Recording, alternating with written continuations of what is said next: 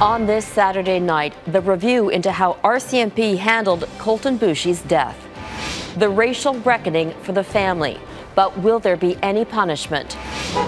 The outrage over the murders of Asian American women. The high caseload in Ontario and the concerns over reopening some parts of the province. That indoor, unmasked, poorly ventilated exposure is just asking for trouble. Plus, the big brains that manage to outsmart human predators. Global National with Robin Gill. Good evening and thank you for joining us. An RCMP watchdog has found Mounties in Saskatchewan acted in a racist manner toward the family of Colten Boushie. In 2016, the Indigenous man was killed when he and 4 friends drove onto a rural property. That night, officers had to inform Boushie's mother about his death. The family claims she was mistreated, but an internal investigation cleared the officers. Now, 3 years later, an independent report is siding with the family. Global's Nathaniel Dove has our top story tonight. A civilian watchdog has found RCMP officers acted in a racist and discriminatory manner when telling Colten Boushie's mother about her son's death. 2 reports from the Civilian Review and Complaints Commission, obtained by Global News ahead of their publication, list several inappropriate actions by officers and draws a stark contrast between how police treated the family of Gerald Stanley and Boushie. In 2016, Stanley shot Boushie dead after the 22-year-old Indigenous man and some of his friends drove onto Stanley's property. A jury, with no visibly Indigenous members, found Stanley not guilty of second-degree murder. One of the CRCC documents states there was no evidence that Boushie participated in any property offenses. It also says RCMP surrounded the home of Debbie Baptiste, Boushie's mother, with weapons drawn. They notified her of her son's death, searched the premises, and asked if she was drinking and smelled her breath. The report found approaching the home was not in line with a reasonable risk assessment, that officers were insensitive when telling Baptiste her son was dead, the search wasn't lawful, and officers acted with discrimination when questioning Baptiste's sobriety. RCMP Commissioner Brenda Lucky's response is included in the documents. Lucky states she largely agrees with the findings. A University of Regina professor says the reports highlight a critical failure within the RCMP.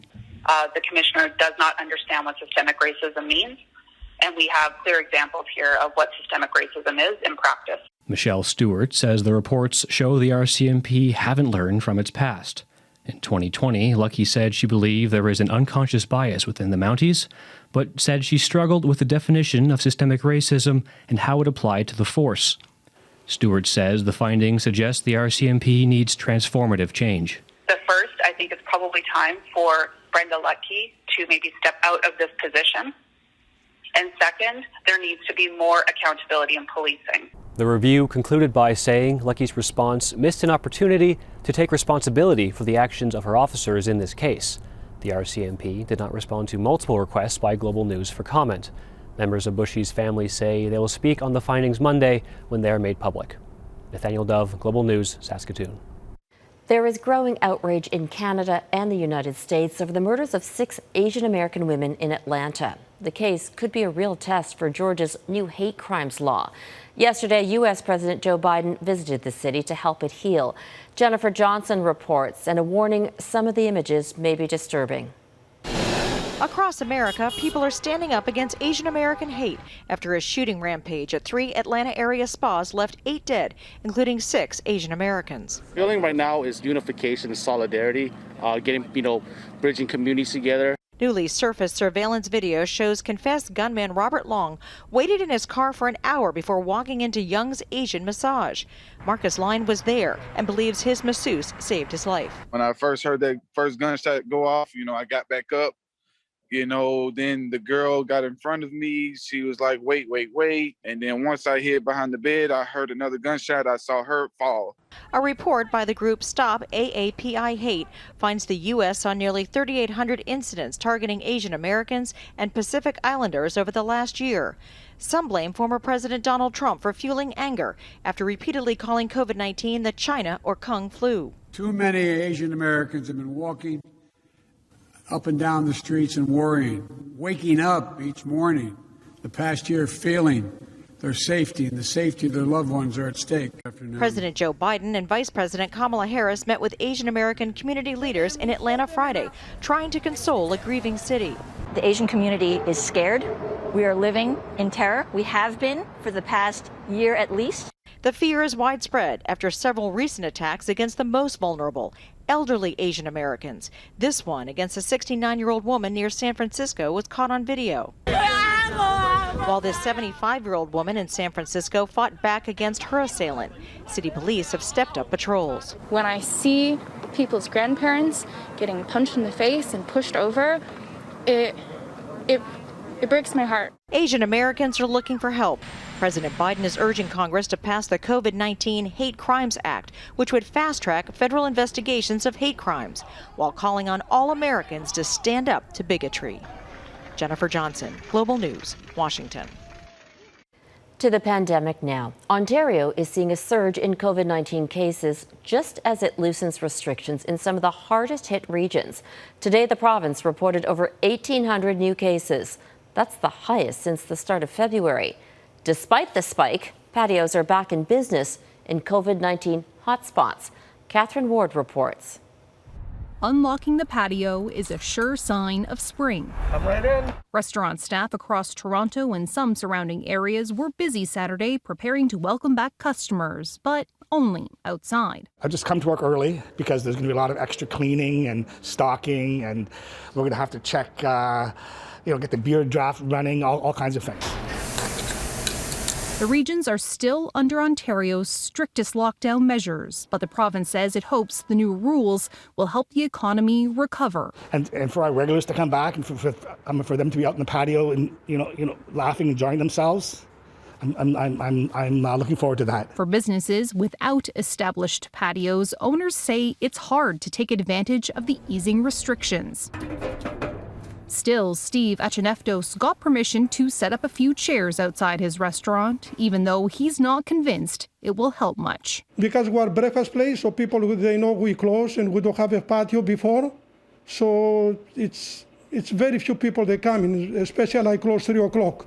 When it comes to dining out, the bigger concern for some infectious diseases physicians is how the rules have changed in other parts of the province where people can eat inside with certain limitations. One restaurant west of Toronto in an area with fewer restrictions is now the site of a COVID-19 outbreak linked to a variant of concern. Public health officials say 5 staff members tested positive and are now in the process of tracking down roughly 200 customers. But that indoor, unmasked, poorly ventilated exposure is just asking for trouble. Experts say this is an example of how things can get out of control, even with safety measures in place. Now, restaurant is a unique environment. It is one of the only places we have in society where people are unmasked for a significant amount of time, where staff members particularly can be around a number of unmasked people. Katherine Ward, Global News, Toronto.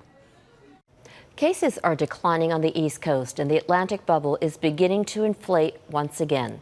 This morning, Nova Scotia opened its border with New Brunswick. People entering Nova Scotia are no longer required to self-isolate. But the change doesn't go both ways. Nova Scotians going to New Brunswick still have to isolate for 2 weeks on arrival. The United Kingdom has hit a vaccine milestone. Half of all adults in Britain have now received at least 1 dose. But it's not all good news across the pond. Protesters clashed with police during an anti-lockdown protest in London. Thousands of demonstrators weren't wearing masks and flouted social distancing rules. More than a dozen people were arrested. In Paris, crowds flocked outdoors today despite new lockdown rules. People are still allowed to exercise outside and schools are still open. But non-essential businesses are shut and there's no traveling to the countryside. France is in a 3rd wave of the pandemic. On Thursday, the country reported 38,000 new infections. Many are a result of the new variant first discovered in the UK. Hospitals in Paris are so overwhelmed that patients are being transferred to other regions. The Tokyo 2020 Olympics and Paralympics will go ahead in July, but without international spectators.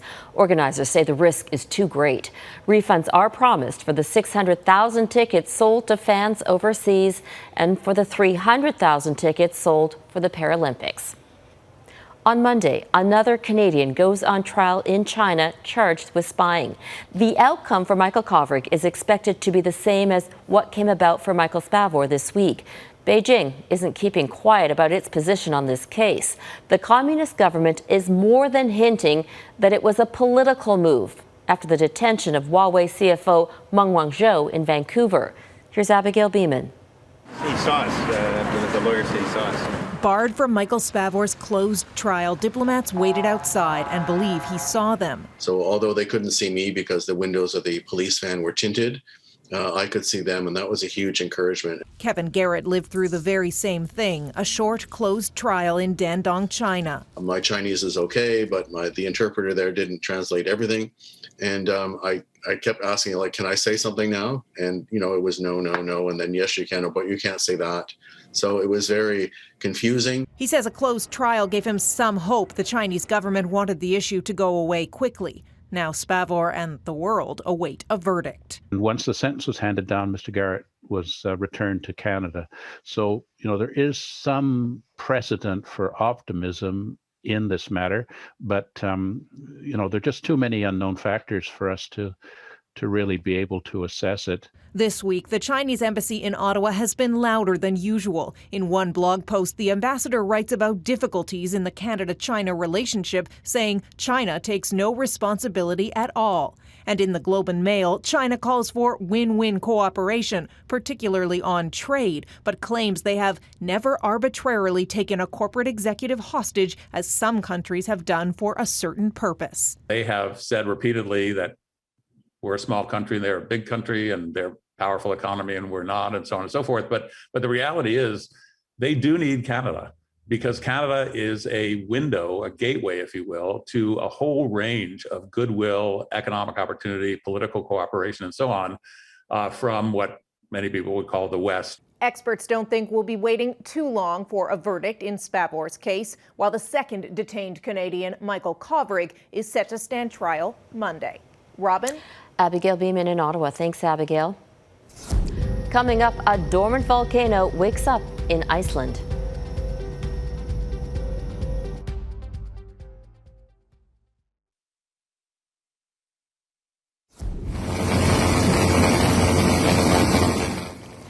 It was a fiery night in Iceland where a long dormant volcanic system spewed fountains of lava for the first time in 900 years. It happened about 30 kilometers southwest of the country's capital. The Icelandic Meteorological Office describes it as a fissure that measures 500 meters. The area began rumbling with increased seismic activity over a year ago. Then last month, the tremors increased dramatically, and the area recorded over 40,000 earthquakes. This is what front lawns look like in Australia's New South Wales. The state has been deluged by heavy rain, sparking dangerous flash floods. It forced multiple evacuation orders. March rainfall records have already been broken in most places. The downpour is expected to continue for days. Tsunami warnings were briefly triggered in northeastern Japan after a 7.2 magnitude earthquake struck the region. Buildings as far away as Tokyo shook, but there are no reports of any major damage. The earthquake was about 100 kilometers from the Fukushima prefecture, where a devastating 9.0 magnitude quake in 2011 killed thousands and caused the country's worst nuclear disaster. Details could be coming within days about an independent probe into allegations of sexual misconduct that have plagued Canada's military. On this week's edition of the West Block, Mercedes Stephenson speaks with Intergovernmental Affairs Minister Dominic LeBlanc about when Canadians can expect some answers. Mercedes.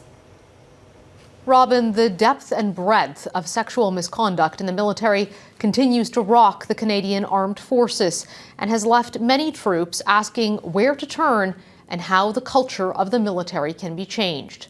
The Liberal government has continued to defend Defence Minister Harjit Sajjan, despite the allegations of misconduct in the department that he is responsible for. Sajjan is one of the biggest fundraisers for the Liberal Party and is a combat veteran himself. The Trudeau government has promised an independent probe into the allegations, but over 6 weeks later, any movement on that promise has yet to materialize.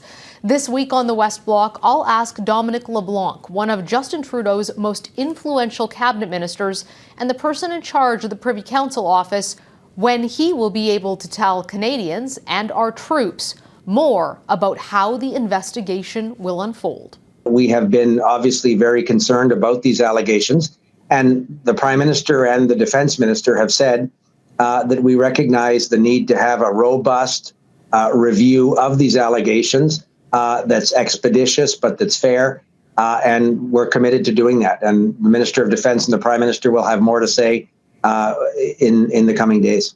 The government has also promised to create a military sexual misconduct watchdog, but there are few details on what that would look like. Experts say for it to be effective, it must be insulated from the chain of command, and that likely means it would have to report to Parliament and not the Minister of National Defence. So far, the government won't commit to that or say quite what the plan is. We have said that changes will be forthcoming. We have said that, and we have shown across the board as a government that these allegations and these circumstances need to be taken seriously and need to be investigated in a serious, robust, independent way. Robin, the Trudeau government is under increasing pressure to act to address the allegations of widespread sexual misconduct in the military, given their self-described feminist status as a government. Okay, thanks, Mercedes. And you can watch more of the interview tomorrow right here on Global on the West Block. Still ahead, no mourning, just celebrating. Meet the man trying to find the bright side of death.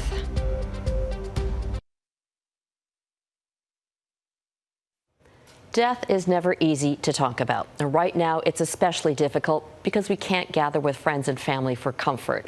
That's why a video posted online by a Scottish man about confronting what he calls the final taboo caught Donna Friesen's eye, and she's decided to take a closer look for this week's edition of The New Reality. Donna? Robin, Tom Morton is what's called a funeral celebrant, and he's written a book about it. Essentially, what he does is help mourners confront the loss of loved ones in a positive way, to celebrate their life rather than try to avoid the topic of death. It's part of the growing death-positive movement. And being death-positive himself, Morton recently did something kind of unusual. This is one way to confront the final taboo. Choose your own gravesite. Tom Morton did it on his 65th birthday. This is the plot which myself and my wife have chosen to be buried in. Unusual, intrepid, and an odd birthday gift to yourself, yet intriguing. There is that sense of taboo that, you know, you mustn't talk about death, or if you go to a graveyard it'll be terribly spooky and it'll be horrible, and these are not things we want to talk about. But actually I think it's really healthy to talk about and anticipate these things. Funeral celebrants like Morton provide personalized, non-religious services without all the trappings of the funeral industry. And that's important, especially during the pandemic, at a time when so many families have delayed funeral services. There is a danger that we're storing up grief, which could be damaging ultimately to everyone's mental health. It's not all doom and gloom, though. Morton says undertakers have the best jokes, so we'll have a little bit of that famous Scottish humor, too. Robin? All right, thanks, Donna. You can watch the full story on The New Reality tonight on Global TV. Up next, size does matter when it comes to the survival of this species.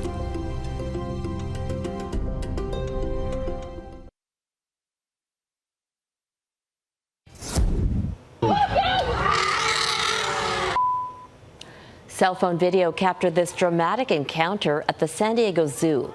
It shows an elephant charging a man who trips and drops the child in his arms while trying to escape. The man allegedly carried his 2-year-old daughter into the enclosure to take photos. The 25-year-old father was arrested on suspicion of child endangerment. When it comes to brains, the sperm whale has the biggest on Earth, 6 times the size of a human. A new study led by Canadian scientists shows how these animals used their big brains to avoid being hunted centuries ago.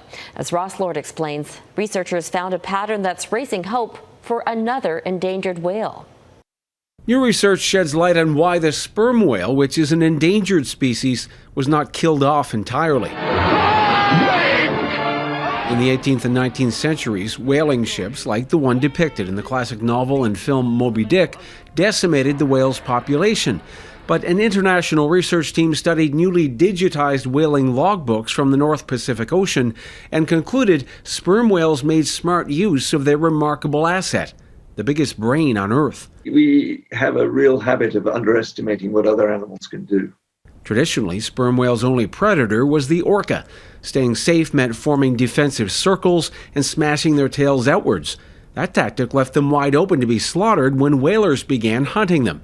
The new findings bolster a theory that the whales adjusted, leaving their formations and swimming upwind to escape from the whalers, who were also powered by the wind. So the whalers saw a sperm whale and then went after it, but their success in killing it went down by about 60% in 3 to 5 years. Whitehead says the whales can communicate over great distances using sonar clicks, with family groups using different dialects.